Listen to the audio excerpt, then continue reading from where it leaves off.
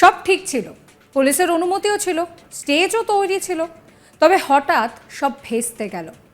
সভা শুরুর কয়েক ঘন্টা আগে হঠাৎ পুলিশ অনুমতি বাতিল করল, তাও আবার রাজ্যের বিরোধী দলনেতা শুভেন্দু অধিকারীর সভার। এ যাবৎকালে সভা করতে গিয়ে এমন বিপত্তির মুখে পড়েননি শুভেন্দুবাবু, তবে এবার সেটাই পড়তে হলো, তাও আবার ভাঙড়ের মাটিতে। বুধবার ভাঙড়ে শুভেন্দু অধিকারীর সভা বাতিল করার পর সেখানে সাংবাদিক সম্মেলন করে রাজ্য সরকারের বিরুদ্ধে একরাশ ক্ষোভ উগরে দিয়েছেন তিনি। এরপরে জয়নগরে তিনি বলেন যে সভা বাতিল করলেও গোটা রাজ্যের কত মানুষ তার এই বক্তব্য শুনছেন তার হিসেব তিনি জানিয়ে দেন। মানে তিনি বলেন যে গোটা রাজ্যের মানুষ তার এই সম্মেলন শুনছেন, আর তাতে লাইভেই নাকি 40,000 মানুষ ছিলেন। রাজ্যের বিরোধী দলনেতা শুভেন্দু অধিকারী ক্যানিংয়ে সেখানে জয়নগরে গিয়ে সভা করেন, আর সেই সভা থেকে রাজ্যের শাসক দলকে হুঁশিয়ারি দিয়ে তিনি বলেন যে আজকে জয়নগরে অনেক জায়গায় আমাদের যাওয়ার কথা ছিল, ভাঙড়ে অনুমতি ছিল সকাল 11টার সময়, সেটাকে বাতিল করা হয়েছে। আমি তো ছেড়ে দেওয়ার পাত্র নই, আমি ওখানেই সাংবাদিক সম্মেলন করেছি, আর তা গোটা রাজ্যের মানুষ শুনে ফেলেছেন। যখন ফেসবুক লাইভ হচ্ছিল তখন 40,000 দর্শক ছিল, এছাড়াও মিডিয়ারাও তা কিন্তু শুনিয়েছে। কি বলছেন শুভেন্দু অধিকারী, শোনাবো। আজকে জয়নগরে বহু জায়গায় আমার যাওয়ার কথা ছিল। ভাঙড়ে যেমন পারমিশন সকাল 11টায় বাতিল করেছে, আমি তো ছাড়নেওয়ালা পার্টি নই, আপনারা আমাকে চেনেন। আমি ইলেকশন কমিশনকে মেনে সভা করিনি, দোকানে সাংবাদিক সম্মেলন করে আমার কথা গোটা রাজ্যের মানুষ শুনে ফেলেছে। যখন ফেসবুক লাইভ হচ্ছিল ওখান থেকে 40,000 ভিউয়ার ছিল।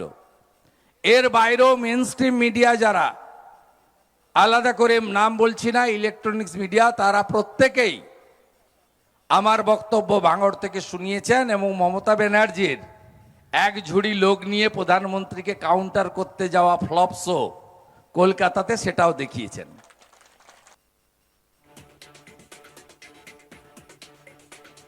বুধবার ভাঙড়ে সাংবাদিক সম্মেলন করে তিনি বলছেন যে এটা কিন্তু হওয়া উচিত ছিল না।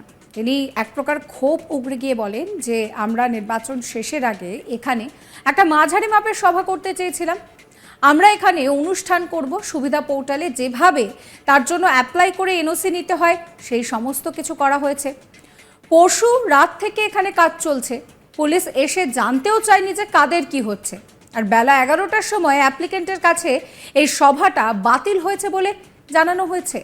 মানুষ যাতে শান্তিপূর্ণভাবে ভোটটা দিতে পারে, যেহেতু এখানে সনাতনীরা সংখ্যালঘু, তারা যাতে ভয়ে মুক্ত হয়ে ভোট দিতে পারে, তার জন্যই আমরা একটা আবেদন করতাম।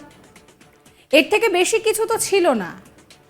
আমরা বেশ কিছুদিন ধরেই বলছি তৃণমূল মাঠে নেই, লড়াইটা বিজেপির সঙ্গে পুলিশের হচ্ছে। আমরা নির্বাচন কমিশনকে জানিয়েছি, মানে কেন এই ধরনের কাজ হচ্ছে সেই নিয়ে প্রশ্ন তুলছেন শুভেন্দু অধিকারী। তিনি আরও বলছেন যে 100 মিটারের মধ্যে তৃণমূলের সভা আছে, তাই মানা করা হয়েছে, কিন্তু কোনো মাইকের শব্দ নেই। মমতা ব্যানার্জির পুলিশ কত বড় চিটিংবাজ, মিথ্যেবাদী, সেই কথাও বলেন তিনি। কি বলছেন শুভেন্দুবাবু, শুনুন। আমরা নির্বাচনের শেষ প্রচারে এখানে একটি মাঝারি মাপের সভা 4-5 হাজার মানুষকে নিয়ে করতে চেয়েছিলাম। তার জন্য আমাদের ভাইস প্রেসিডেন্ট, জেলা কমিটি অবনীবাবু এবং মণ্ডলের 3 প্রেসিডেন্ট ভাইরা আছেন, মান্যবর প্রার্থীও আছেন ডক্টর অনির্বাণ গান্ধী, অন্যান্য গঙ্গাধরবাবু সহ অন্যান্য জেলা নেতৃত্ব, দিমান কুন্ডু, লস্করদা সবাই আছে। তা আমরা এখানে প্রোগ্রাম করব, আবেদন যেভাবে সুবিধা পোর্টালে করতে হয় তার যা নিয়ম নীতি আছে, 26 তারিখ মাঠের এনওসি নিয়ে এই মাঠে আমরা সম্পূর্ণ অ্যারেঞ্জমেন্ট করেছি। গতকাল সকাল থেকে প্যান্ডেলের কাজ হচ্ছে, পরশু রাত্রিবেলা থেকে এখানে ব্যবস্থার কাজ চলছে, কেউ বাধা দেয়নি। পুলিশ এসে জানতেও চায়নি কাদের প্যান্ডেল কি হবে। আজকে বেলা 11টার সময় অ্যাপ্লিকেন্টের কাছে এই সভাটা বাতিল বলে যখন আমরা পার্টির সোশ্যাল